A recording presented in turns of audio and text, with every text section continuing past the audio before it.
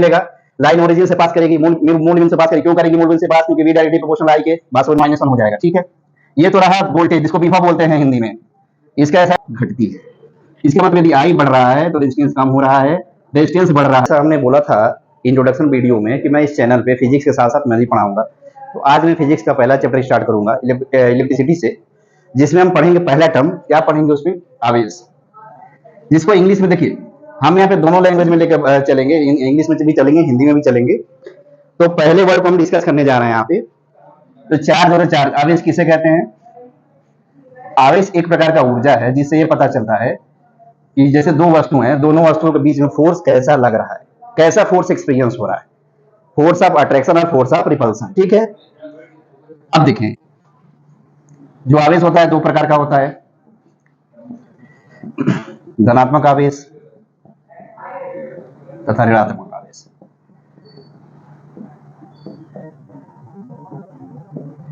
इसको इंग्लिश में बोलते हैं पॉजिटिव चार्ज, इसको बोलते हैं नेगेटिव चार्ज। सपोज करिए आप लोग, सपोज क्या करना है कि दो ऑब्जेक्ट है, इस पे कौन सा चार्ज है? पॉजिटिव है, इस पे कौन सा है? नेगेटिव है। दोनों चार्ज डिफरेंट चार्ज है, तो क्या होगा? ये अट्रैक्टिव फोर्स लगेगा यहाँ पे, मतलब आकर्षण बल लगेगा।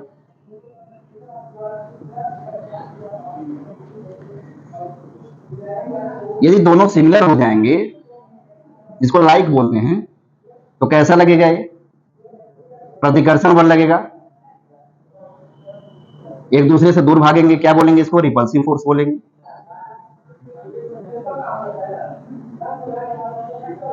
अब जैसा कि आप जानते हैं, इसकी एसआई यूनिट क्या होगी? कूलॉम होगी, जिसको हम सी से रिप्रेजेंट करते हैं।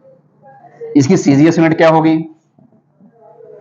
स्टेट कूलॉम होगी, जिसको हम इंग्लिश में ईएसवी भी बोलते हैं। ईएसवी का फुल फॉर्म क्या होता है? Electrostatic unit. एक कूलॉम में कितना स्टेट कूलॉम? तो 3 × 10⁻9 स्टेट कूलॉम।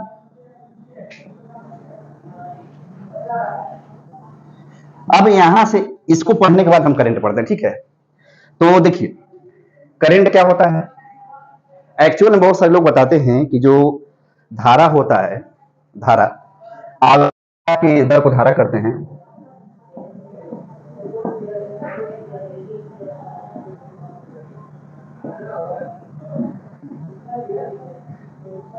लेकिन ये एक्चुअल डेफिनेशन नहीं है। आवेश की प्रवाह की दर एक निश्चित दिशा में, उसको धारा कहेंगे। ठीक है,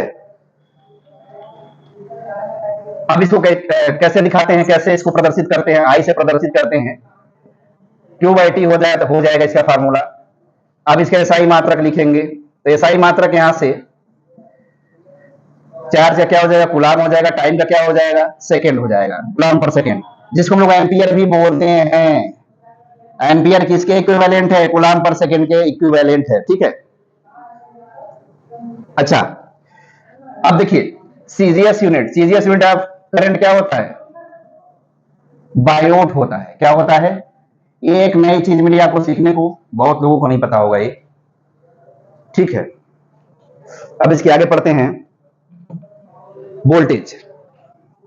दोस्तों आप जानते हैं वोल्टेज होता है,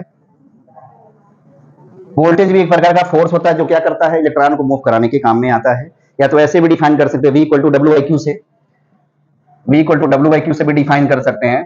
क्या होता है? किसी एक पर्टिकुलर पॉइंट से, मतलब इनफाइनाइट बोल सकते हैं, इनफाइनाइट से किसी एक पर्टिकुलर पॉइंट तक लाने में किसी चार्ज को जो हम लोग वर्क डन करते हैं उसे वोल्टेज बोलते हैं। ठीक है, अब देखिए जैसा कि वर्क का क्या डायमेंशन होता है? वर्क क्या होता है? बल गुणे विस्थापन। F बराबर क्या होता है? न्यूटन के द्वितीय लॉ से, द्वितीय नियम से, m में हो जाएगा ये। अब हम लोग डायमेंशन कैसे लिखते हैं? mLT के रूप में लिखते हैं। ठीक है, m का कैपिटल M हो जाएगा। एक्सीलरेशन मतलब त्वरण क्या होता है? यूनिट क्या होता है इसका? मीटर पर सेकंड स्क्वायर होता है। मीटर को किससे दिखाते हैं? L से। सेकंड स्क्वायर मतलब t का स्क्वायर ऊपर भेजेंगे -2 हो जाएगा। ठीक है, ये क्या है? डिस्प्लेसमेंट मतलब metre, L × L base same है, पावर ऐड हो जाएगा मल्टीप्लिकेशन में। तो वर्क का डायमेंशन क्या आया? ये आ गया। अब जैसा कि आपको पता है आई बराबर क्या होता है, क्यू बाई टी होता है। यहां से क्यू निकाल लेंगे, आई इंटू टी हो जाएगा। आई को क्या लिखेंगे, ए लिखते हैं, टी को क्या लिखेंगे, टी लिखते हैं। तो यहाँ पे हो जाएगा ए इंटू टी। अब ए की भी पावर 1 है, टी की पावर ऊपर भेजेंगे, माइनस में चला जाएगा, ए में into T. T A minus 1 है, ये भी माइनस में माइनस 3 हो जाएगा, ए माइनस 1 हो जाएगा। ठीक है, ये तो रहा वोल्टेज, जिसको विभव बोलते हैं हिंदी में। इसका एसआई यूनिट क्या होता है, वोल्ट होता है। क्या होता है, वोल्ट होता है। ओम्स लॉ क्या होता है, Ohm's law V equal to I R, ये ओम्स लॉ होता है।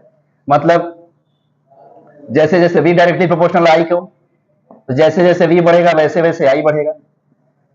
ठीक है, अब देखिए, अगर हम ग्राफ खींचेंगे आई और V में, आई और V में ग्राफ खींचेंगे, तो V0 I0, V बढ़ा रहे हैं आई बढ़ रहा है, V बढ़ा रहा है आई बढ़ रहा है। अगर इसको ड्रा करेंगे हम, तो हमें एक स्ट्रेट लाइन मिलेगा। क्यों मिलेगा, लाइन ओरिजिन से पास करेगी, मूल बिंदु से पास करेगी। क्यों करेगी मूल बिंदु से पास, क्योंकि V डायरेक्टली प्रोपोर्शनल आई के। बात समझ में आई कि नहीं।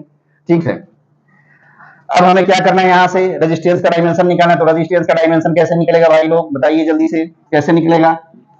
V equal to I R होता है, यहां से R निकालेंगे, V बाई आई हो जाएगा। हमें V का डायमेंशन पता है, कहां से मिला है, V का डायमेंशन यहां मिला है, V equal to W by Q से निकाले हम लोग। ठीक है,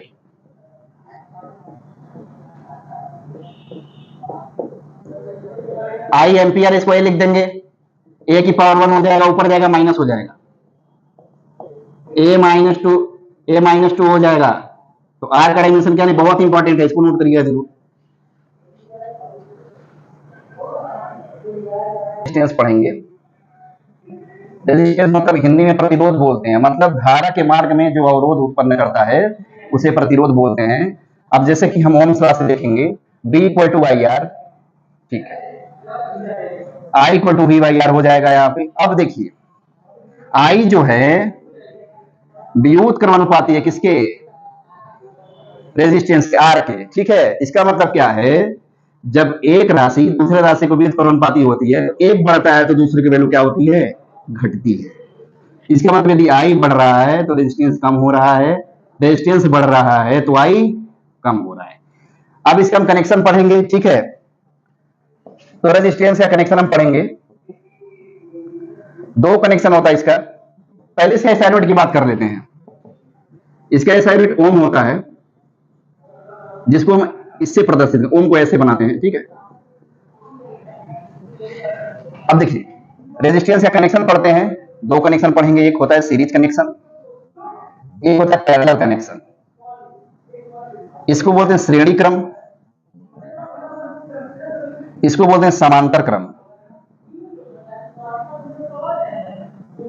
अब देखिए, तो जो रेजिस्टेंस प्रतिरोध होता है उसको